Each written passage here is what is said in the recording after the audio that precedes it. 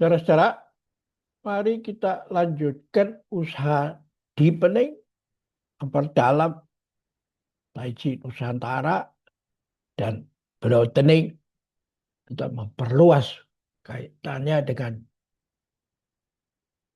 yang ada di sekitarnya dalam alam semesta ini.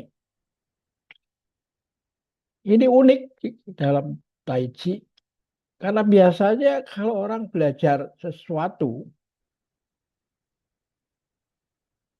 yang terjadi adalah ya, ngerti, konsentrasi, terus deepening. Tapi kalau tidak terjadi broadening, ya Anda menjadi fanatik gitu. Ya, dan seperti sebuah topi, Anda pelajaran apa pendidikan Anda itu seperti topi. Ketika Anda bertemu dengan orang lain yang kepalanya lebih besar,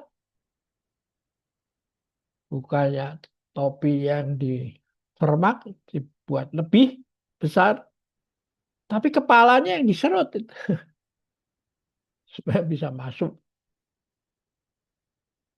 apa yang telah ada pelajari.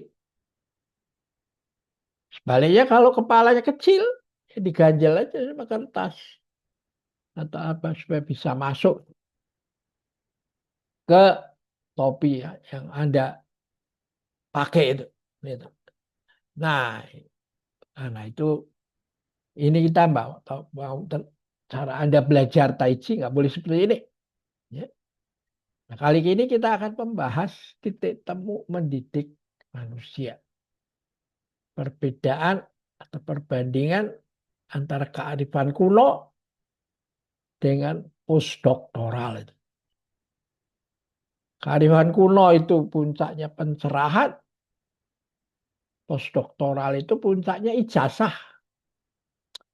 Ijazah bahwa setelah Anda mempelajari menjadi lulus S1, S2, S3,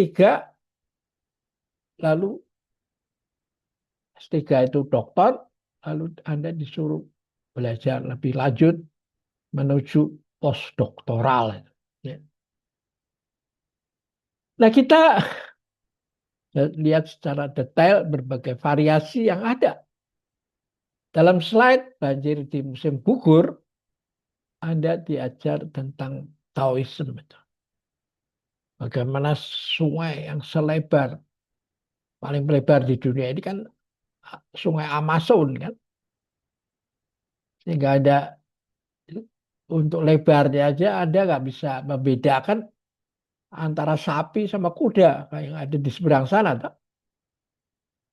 Tapi si spirit dari sungai itu di musim gugur itu ketika sampai di samudra dia mulai mengakui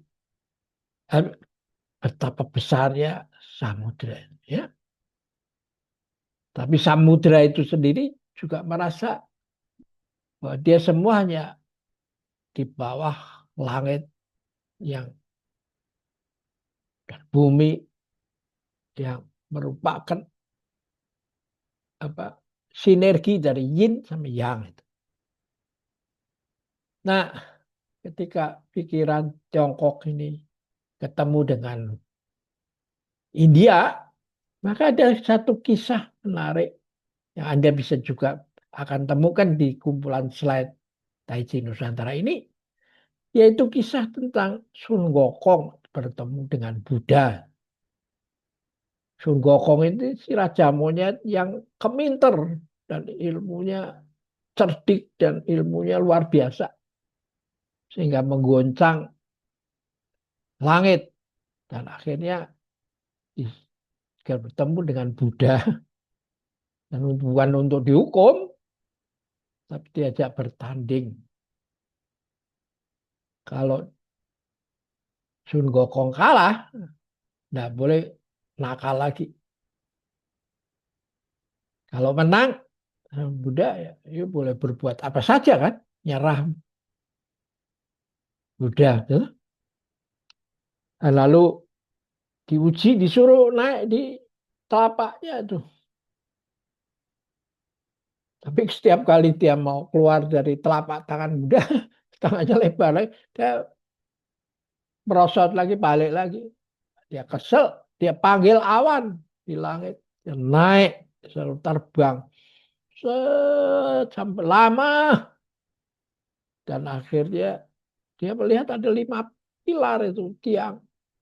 Ini barangkali apa batas daripada alam semesta itu, bukan hanya tangannya Buddha. Lalu dia turun dan menulis kaligrafi di setiap pilar itu bahwa Sun Gokong, si raja monyet, sudah sampai di batas langit itu, alam semesta. Lalu dia kencingin. Dan lalu dia kembali untuk menemui Sang Buddha dengan jumawa. Tapi begitu sampai, langsung di mukanya si tangan dia dan bau pesing daripada kencingnya. Dan juga tulisan tadi itu. Akhirnya dia kalah dan nyerah. Dan bukan tunggu dihukum, dimasukkan neraka. Tapi disuruh belajar lagi. Dan dihukum, disuruh merenungkan kesalahannya, mengadakan retret gitu. Ya, nah apa dia sudah berbuat salah apa, dan selama 500 tahun, dan nanti akan datang seorang biksu, yaitu biksu Tang Samsong, yang akan melepaskan dari jepitan itu. Tapi Sun Gokong diminta menjadi pengawalnya ke barat, ya, ke India, untuk mengambil kitab suci Tripitaka itu, ya. Nah, itulah kisah Sun Gokong bertemu dengan Buddha, ya toh? Nah, di dalam kalangan Kristen itu ada cerita juga yang menarik tentang orang Samaria yang baik hati, yang dia sedang berjalan menuju kota. Di tengah jalan dia melihat orang celaka itu, dan minta ditolong, harus ditolong. Orang-orang yang lewat di situ beragama apa segala macam, ya cuman bilang aduh kasihan kasihan, tapi ya doing nothing, itu pergi aja, melanjut perjalanan, sehingga dia dibiarkan terkentang-kentang, kalau orang Jawa bilang, si sakit itu. Nah, lewatlah orang Samaria yang baik hati. Dia tidak beragama, tapi dia terlalu tolong, dan dibawa ke kota dan diserahkan pada rumah sakit untuk merawat. Dan nanti kalau sembuh biarkan pulang, nggak usah ditarik, suruh bayar ongkos, nanti saya yang datang untuk melutasin, ya. Nih uang mukanya saya taruh pak gitu toh. Nah, itulah kisah orang Samaria yang baik hati. Nah, pikiran ini kemudian dikembangkan oleh Fransiskus of Assisi, sehingga memunculkan satu pandangan hidup dan sikap hidup yang terkenal dengan nama Make me a channel of your peace. Jadikan aku saluran bagi perdamaimu. Ketika terjadi keributan, kesusahan, kesedihan, kita harus hadir di sana. Dan akhirnya dia menyebut, dengan in giving you will receive. Dengan memberi kamu menerima.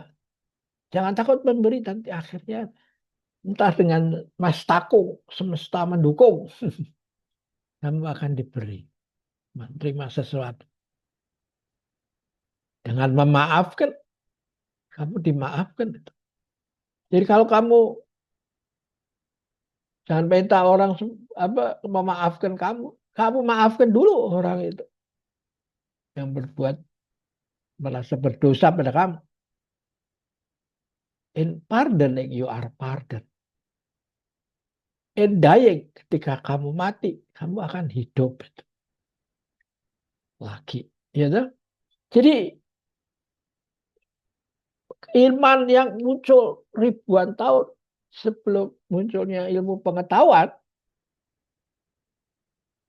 tentang hukum kekekalan tenaga, itu sudah difahami oleh orang-orang bijak di zaman dulu ini. Ya, bahwa hidup itu tidak final and definitif, tapi terus berubah. Itu. Ya, seperti energi itu kekal. Tidak ada awal dan tidak ada akhir. Terus mengalir. Terus. Nah inilah lalu Santo Fransiskus Assisi mempunyai jalan hidup yang terkenal dengan doanya, "Make me the channel of your peace." Dan ini dijadikan nama bagi paus yang sudah almarhum yang beberapa waktu yang lalu berkunjung ke Nusantara ini atau ke Indonesia ini ya. Dan di kalangan Muslim ada satu metafor lagi yang menarik untuk menjelaskan tentang menjadi rahmatan lil alamin itu. Yaitu ada cerita tentang kakek tua menanam korma itu. Korma kan perlu 10 atau 15 tahun itu supaya bisa panen kan. Tapi seorang kakek menanam itu sehingga seorang pakar ilmu pertanian yang sudah MBA itu merasa ini aneh ini.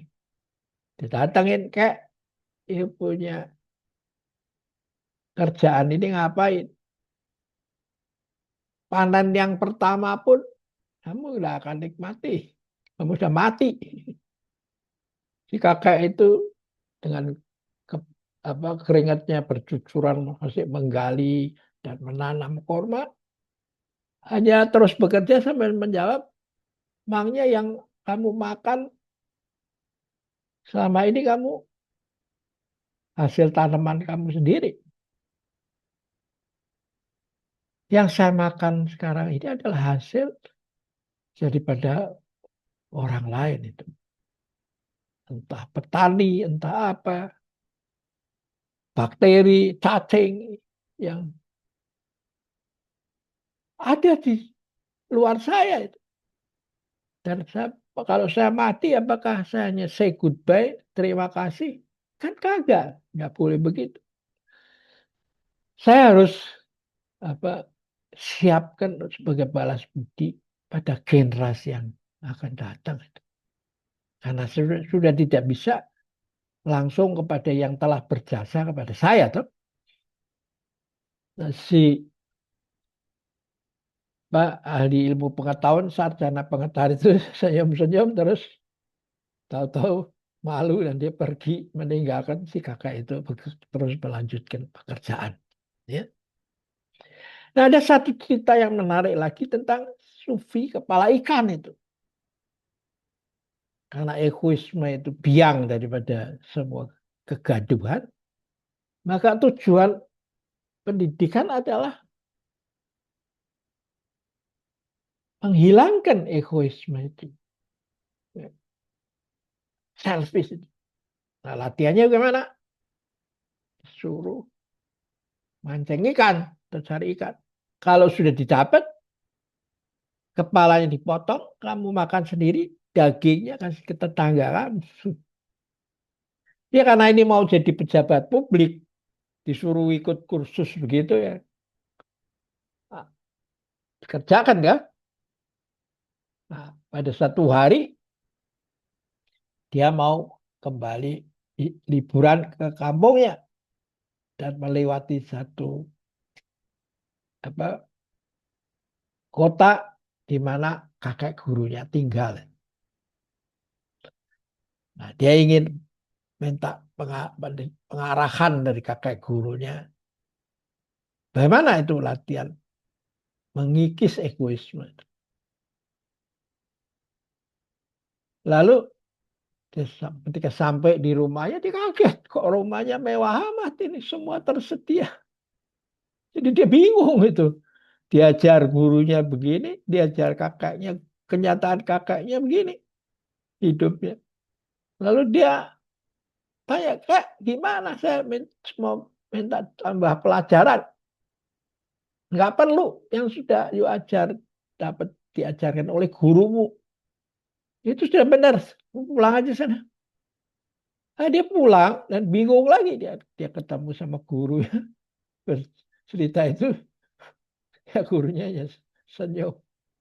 Benar itu, karena ketika kamu memotong ikan itu, liur di mulut kamu kan keluar. Karena kamu membayangkan betapa nikmatnya daging ikan itu. Nah itulah cara-cara orang kuno, kearifan kuno mengajar. Ya. Beda dengan pendidikan modern kan. S1, S2, S3, lalu doktoral. Dan doktoral itu dinilai dengan ijazah kan. Ya. Nah, di Nusantara ini ada kisah-kisah yang menarik juga. Dan tidak ada di India, tempat asalnya cerita wayang itu. Di Nusantara ini ada tokoh yang namanya Semar dan Batara Guru, kakak beradik. Semar itu yang lebih tua, Batara Guru adalah adiknya. Nah, karena itu namanya guru, maka semua dewa kalau bicara sama Batara Guru itu menggunakan kromo inggil. Ya, karena dia adalah puncak daripada pengetahuan. Tuh. Tapi yang menarik adalah Semar ini. Kalau bicaranya ngoko, bahasa Jawa harian, berdebat Batara Guru. Dan Semar titisan adalah titisan Betara Ismoyo, kakaknya dari Betara Guru, menjadi Semar, yang lalu kerjanya mengabdi kepada Ndoronya yang tidak lain adalah pejabat publik itu. Bisa raja, bisa apalah, bupati, gubernur, itu. Apa saja dia disuruh mengabdi itu untuk mendampingi supaya misinya sukses itu. Dan dalam keyakinan orang di Nusantara ini bahkan sampai kepada kalau semua kamu mau hidup sukses sebagai pejabat publik harus punya Semar dan punokawannya Petruk Gareng Bagong sebagai pendampingmu itu. Ya. Nah dari kisah-kisah ini maka kalau kita ketemu orang-orang yang masih hidup di daerah apa di yang kental dengan kebudayaan itu ada istilah topo ing rame itu. Jadi topo itu bukan di gunung atau di lautan karena di gunung dan lautan itu angin dan ombak akan selalu ada. Jadi tempat itu bukan tempat yang ideal untuk melatih pikiran untuk ya. Sehingga dikatakan outside of your mind, di luar pikiranmu tidak ada satupun tempat untuk menjadi pertapaanmu yang sebenarnya. Yang adalah di dalam topo yang rame itu. Ya. Jadi ini menarik. Dan di mana sebenarnya posisi wisdom dari Tiongkok? yang sering saya sampaikan melalui narasi dengan ketika berlatih Tai Chi. Dia mengatakan, ya setelah you sampai kepada pendidikan postdoktoral, ya harus kembali ke titik nol lagi. Dan itu dikenal dengan downward training. Ketika Anda diajar naik gunung, lalu diajar turun gunung. Nah, banyak ilmu bela diri hanya satu arah aja, naik gunung. Dan tandanya adalah diberi sabuk putih itu, sabuk hitam itu, yang paling tinggi itu. Nah, di dalam Tai Chi Nusantara ini itu baru setengah jalan kalau you nggak nggak dilanjutkan ya you menjadi problem pada diri sendiri, apalagi lalu berkembang menjadi problem pada orang lain dan di dunia itu Anda menjadi part of the problem, bukan solution. Karena itu Anda harus mengikuti downward training, turun gunung, dan akhirnya sabuk paling tinggi itu yaitu kembali warna putih itu, ya. Anda kembali menjadi manusia yang luar biasa, ya. Nah, karena itulah memang puncaknya ada apa ya? Ya tentu sebaliknya toh. Kalau hitam ya putih. Ya ijazah yang Anda dapat itu ya dibakar itu. Yang secara menarik dijelaskan oleh Jack Ma karena dia mengalami sendiri itu. Bagaimana dia itu orang miskin, belajar kemana-mana, gitu, ditolak, gitu, melamarkan Harvard University 10 kali, ditolak, gitu. Dan akhirnya dia ditolong oleh orang Barat, disuruh apa jadi menerjemahkan menjadi apa tolak pemandu yang sedang berdharma wisata ke Tiongkok dan akhirnya diajak ke Australia kalau nggak salah, lalu diajak tinggal di sana dan diajar bahasa Inggris itu. Dan akhirnya dia bisa mendirikan apa artificial intelligence, ilmu komputer, ilmu internet itu, dan mendirikan Alibaba dan lalu berkembang menjadi Alipay. Nah, dialah yang membuka wawasan, membantu sehingga yang dirintis oleh Deng Xiaoping menjadi berubah atau mati pada rakyatnya, lalu bisa bekerja sama sehingga menjadikan Tiongkok seperti sekarang ini, ya. Nah, dari mana kalau di river itu pandangan itu berasal? Ya, saya menemukan bahwa itu ada di dalam wisdom Tiongkok yang kuno, ya, 550 tahun sebelum Masehi, yang dikatakan oleh Lao Tzu bahwa setiap hari satu langkah. Karena perjalanan masih ribuan li. Dan Anda nggak tahu apakah Anda boleh mengharap apa-apa, tapi ribuan li Anda nggak tahu.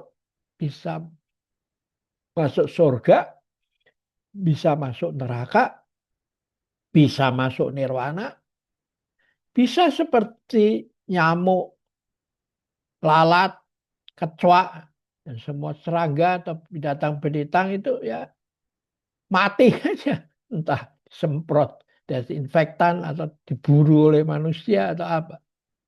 Nah, karena itu meskipun nggak tahu ya harus langkah pertama dulu, nanti langkah kedua, langkah ketiga. Terus setiap hari satu langkah cukup. Nggak usah lari-lari. ya. Dan lalu berbarengan dengan itu setiap hari berbuat baik. Meskipun banyak rintangan, dicopooh teman, di apa segala macam, nggak peduli. Setiap hari aja berbuat baik. Nah, dengan cara inilah maka kita melihat bagaimana itu bisa membangun negara dengan penduduk terbesar hampir 1,5 miliar untuk maju seperti yang kita saksikan saat ini. Ya, itulah kita apa helikopter overview daripada kalau Anda membaca menyimak makna daripada apa eh, slide kumpulan slide Taiji Nusantara. Sekarang sudah mencapai 850 dan saya tidak mau kembangkan jumlahnya lagi sehingga nanti pendengarnya akan atau yang menyimak akan kesasar seperti di hutan slide-slide.